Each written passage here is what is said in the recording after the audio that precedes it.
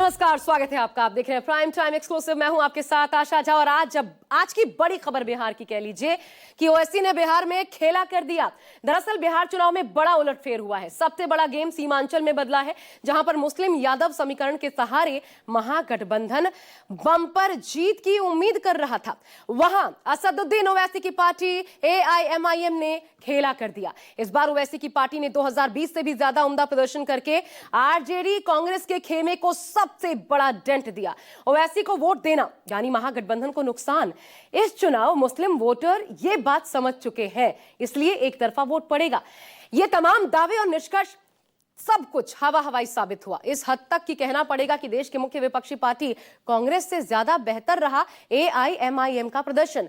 सारे मुद्दे, सारी स्ट्रैटेजीज नीतीश कुमार के सुशासन के दावे के आगे ध्वस्त हो गई। बिहार में एनडीए के पक्ष में एक तरफा वोट की आंधी या तूफान नहीं बल्कि सुनामी आई, और इसमें कई फैक्टर्स ने बम्पर जीत की नींव तैयार की। लेकिन सबसे पहले बात उस फैक्टर की जिसने सीमांचल में महागठबंधन का सपना तोड़ने में सबसे अहम भूमिका निभाई, यानी ओवैसी का खेल। और तेजस्वी क्यों हुए फेल, देखिए।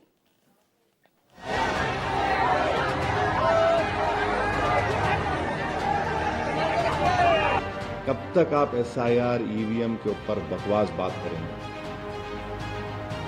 छोड़िए इसको, आप देखिए आपकी कमजोरी कहां है।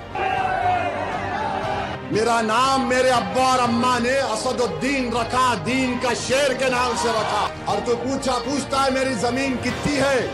अरे पूरा सीमांचल मेरा है, बता तेरा क्या है? ओवैसी ने दिखाया दम, MY समीकरण हुआ बेदम। क्या बोलती है राजद? MY मुस्लिम यादव। जहां ओवैसी आ गया वोट कटवा आ गया। क्यों बोलता है वोट कटवा हमको?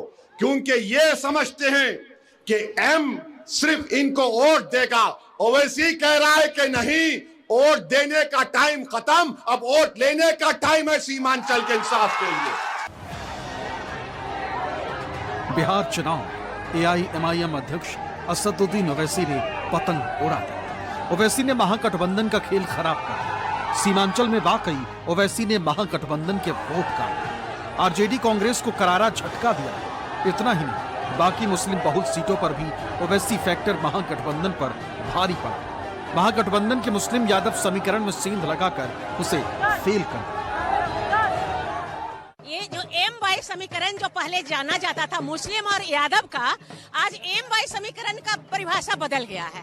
M का मतलब महिला और Y का मतलब युवा। चुनाव में ओवैसी ताबड़तोड़ रैली करके एनडीए से ज्यादा महागठबंधन पर हमलावर दिख रहे हैं। लेकिन तब आरजेडी कांग्रेस दावा कर रही थी कि ओवैसी की रैलियों में भीड़ भले ही उमड़ रही है, लेकिन वो महागठबंधन को कोई डेंट नहीं पहुंचा पाया। अब नतीजे आए तो आरजेडी कांग्रेस के पांव के नीचे से जमीन खिसक गई। ओवैसी की पार्टी AIMIM बड़ा उलटफेर करती नजर आई। नतीजों में AIMIM ने 5 सीटों पर बढ़त बनाई।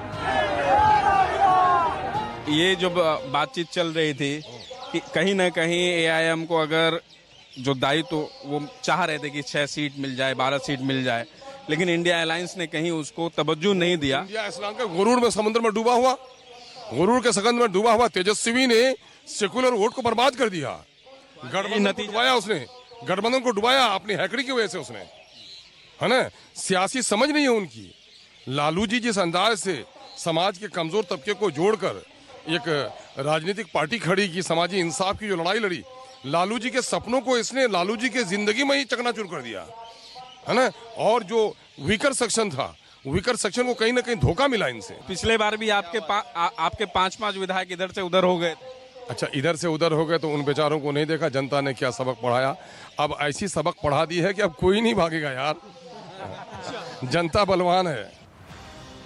सीमांचल में कई सीटों पर AIMIM, आरजेडी और कांग्रेस के बीच त्रिकोणीय मुकाबला देखने को मिला, जिसका सीधा फायदा एनडीए को मिला। किशनगंज जिले में 67% आबादी मुसलमानों की है, तो कटिहार, अररिया और पूर्णिया में भी मुसलमानों की आबादी 30 से 40% के बीच है। इसी समीकरण को देखते हुए चुनाव में AIMIM ने 25 उम्मीदवारों को मैदान में उतारा। खास बात यह है कि जिन 5 सीटों पर AIMIM पहले नंबर पर रही, ये वही सीटें हैं जिन पर साल 2020 के चुनाव में एआईएमआईएम के उम्मीदवार जीते और बाद में 4 विधायक आरजेडी में शामिल हो गए, जिसको लेकर ओवैसी काफी आक्रामक हुए। चुनावी रैलियों में बार बार आरजेडी पर इसको लेकर हमला किया गया। और याद रखो राजद वालों, तुमने 4 को खरीदा ना, इंशाअल्लाह ताला तुम भिखारी बन के अख्तरुल ईमान और तौसीफ आलम के घर को आओगे। मुझे इस बात की पूरी उम्मीद है कि 4 भाग गए थे अपना ईमान बेचकर, ये 4 भाग गए थे, अब इंशाअल्लाह 24 आएंगे इंशाअल्लाह ताला। राजनीतिक जानकारों का मानना है कि ओवैसी को महागठबंधन में शामिल नहीं करना तेजस्वी यादव की बड़ी रणनीतिक भूल रही, जिसका खामियाजा उन्हें उठाना पड़ा, क्योंकि ओवैसी खुद महागठबंधन में शामिल करने की बात कर रहे, 6 सीटों की डिमांड कर रहे। महाभारत नहीं होती थी अगर आप पांडवों को 5 गांव दे देते। हमने 6 सीट मांगा था, आपने नहीं दिया, पूरे कौरवा बर्बाद हो गए। इसीलिए तो हम आपको बता रहे हैं, हम तो 6 सीट पूछे थे मगर तुम अहंकार में थे। माना जा रहा है कि अगर ओवैसी महागठबंधन में शामिल होते तो मुस्लिम वोट पूरा महागठबंधन में शिफ्ट हो सकता, जो ओवैसी के अकेले चुनाव लड़ने से पट गया और महागठबंधन को भारी नुकसान हो गया। ओवैसी की पार्टी एआईएमआईएम ने पहली बार साल 2015 के बिहार विधानसभा चुनाव में एंट्री की, लेकिन तब उसे जीत नहीं मिली। मगर साल 2020 में एआईएमआईएम ने सीमांचल की 5 सीट जीतकर तहलका मचा दिया। ओवैसी ने बिहार में ऐसा कमाल किया कि सियासी पंडित भी हैरान रहे। सीमांचल के मुसलमानों ने ओवैसी को बिहार में बड़ा एम फैक्टर बना दिया।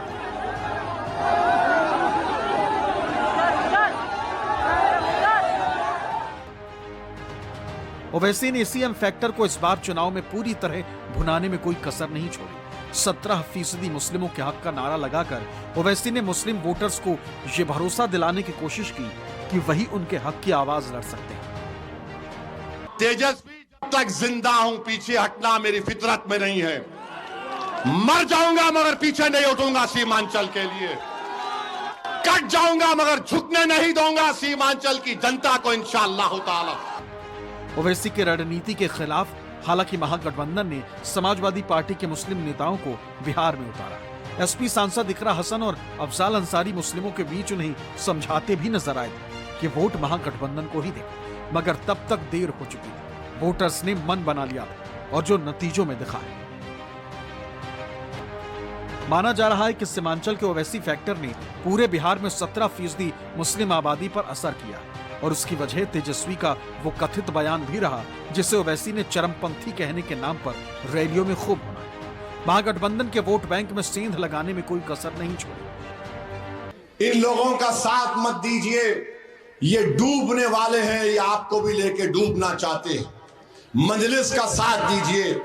पूरा मकसद ये है कि ये जो खेल आपसे किया जा रहा है, इनका गेम खत्म करना है, इनके जुल्म का गेम खत्म करना है। सीमांचल में एआईएमआईएम ने लगातार दूसरे चुनाव में न सिर्फ कामयाबी को दोहराया बल्कि अपनी ताकत को और भी मजबूत कर लिया। ओवैसी की ताकत को सीमांचल में आरजेडी कांग्रेस आंकने में इस बार भी चूक गई और ओवैसी ने महागठबंधन की जीत का पूरा समीकरण फेल कर दिया, महागठबंधन को सत्ता से दूर कर दिया। Bureau report, news 24।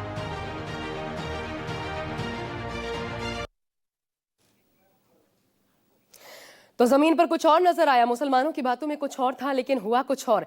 सीमांचल में महागठबंधन आखिर हारा क्यों?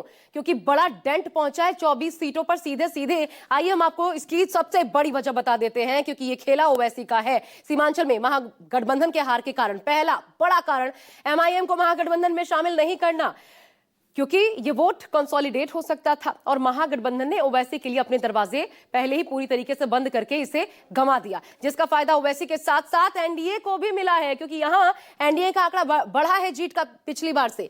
तेजस्वी के खिलाफ ओवैसी का आक्रामक रुख भी एक कारण रहा। याद कीजिए ओवैसी का वो बयान जिसमें उन्होंने कहा कि मुझे एक्सट्रीमिस्ट कह रहे हैं और इसलिए वो बार बार इस बात को कि मुझे आतंकवादी कह रहे हैं, एक्सट्रीमिस्ट कह रहे हैं, हर रैली में ये उठाते रहे मुद्दा। असदुद्दीन ओवैसी ये बताना नहीं भूले कि उनको लेकर के क्या सोच तेजस्वी यादव की है। इसके अलावा एक बड़ी कारण मुस्लिम वोटों का बड़ी संख्या में बंटवारा होना, और बंटवारे का कारण ओवैसी और नीतीश। जाहिर तौर पर क्योंकि एनडीए को फायदा, ओवैसी को फायदा, महागठबंधन को हार। मुस्लिम वोटों का बड़ी संख्या में बंटवारा होना आरजेडी का, देखिए दरअसल क्या है, ये बंटवारा इसलिए हुआ क्योंकि धड़ों में एमवाई समीकरण आपने सुना किस तरीके से टूटा है। ओवैसी इस पर प्रहार करते नजर आए कि मुस्लिम सिर्फ एक साइड जाएंगे, ऐसा तेजस्वी सोचते हैं, और इसलिए इस बार ऐसा करके दिखाना है कि एक तरफा असदुद्दीन ओवैसी यानी एमआईएम को वोट पड़े। एक और फैक्टर है आरजेडी का मुस्लिम यादव समीकरण का फेल होना। इस लैंडस्लाइड विक्ट्री के यही मायने हैं कि ना कोई मुद्दा चला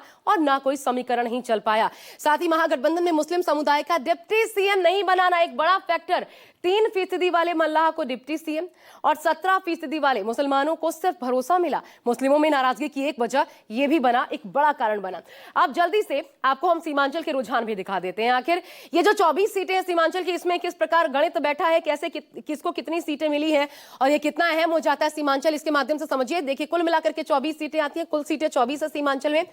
एनडीए के खाते में जहां मुस्लिम भारी तादाद में है वहां पर कुल 18 सीटें एनडीए के खाते में गई हैं। अब महागठबंधन और ओवैसी की पार्टी, उनका हाल भी देख लीजिए किस तरीके से यहां पर महागठबंधन मात्र 1 सीट पर सिमट गई है। पिछली बार 7 सीटों पर जीत मिली, इस बार 1 सीट पर सिमट गई और इनसे ज्यादा बेहतर प्रदर्शन किया एआईएमआईएम ने।